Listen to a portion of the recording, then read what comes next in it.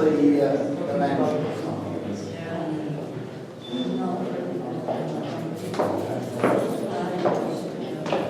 Okay, what do we have here? Depending on which theory you go by. Well, first of all, I'll tell you that in the 3rd century there was a pilgrim. Well, I'll mention again later on. We don't know his name, it is known as the Pilgrim of Bordeaux. He mentions that in Jerusalem there was a place where there was a whipping column. In Roman times, one of the main forms of punishment, the 2 main forms of punishment, one was whipping and then the other one was crucifixion. You've got that far, that bad, right? Apparently, during most of Roman occupation here, which lasted hundreds of years, they allowed the Jews to pray in their own style. They allowed them to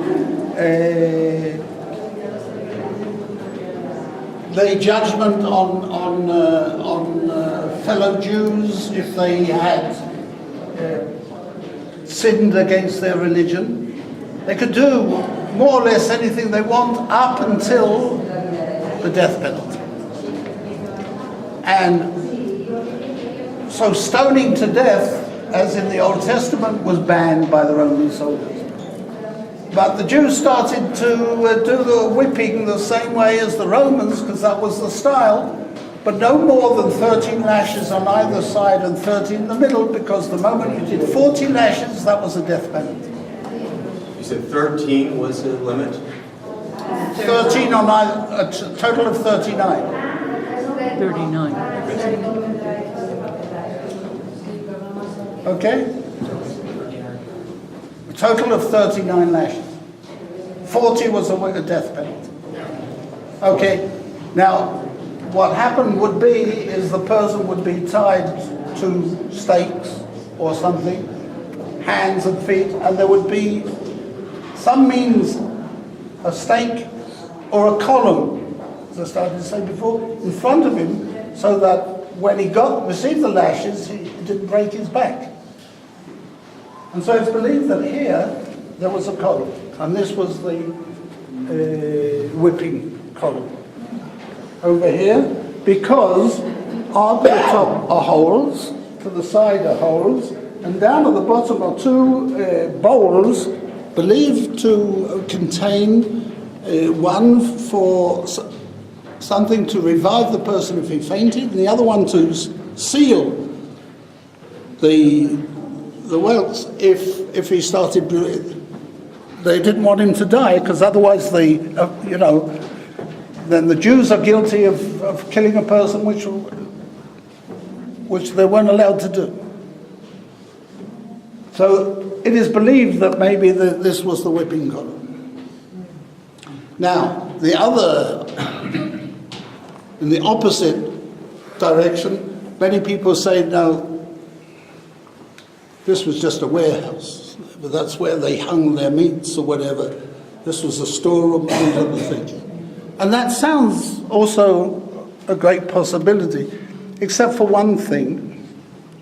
And that is, in a moment, when you go around there, you'll see on the floor, part of the floor, a pedestal and a window. And it's curious, because if this was a warehouse, what did you need such a thing? It's believed that down there was the maximum security prison. The real bad guy was put down there and left to die. And we'll talk about that when we go down there. But the Roman soldiers, or the high priests, men, soldiers, who could go on that pedestal, look down, make sure he's alive still, and throw him some food once a day. So my suggestion is that we go around like that and see that. There's no other reason for that being other than allowing you to get out of the water. Was it normal for a high priest to have these kind of everything. อันนี้เขาบอกเป็น maximum security แล้วเข้าใจว่าพระเยซูคริสต์ถูกขังที่นี่ Please, could you hold on? Please. It's impossible you come in and we won't have to go out, so wait for You me. could come here. Yeah, This is where they. Wait, when he speak with you. Please go around that way.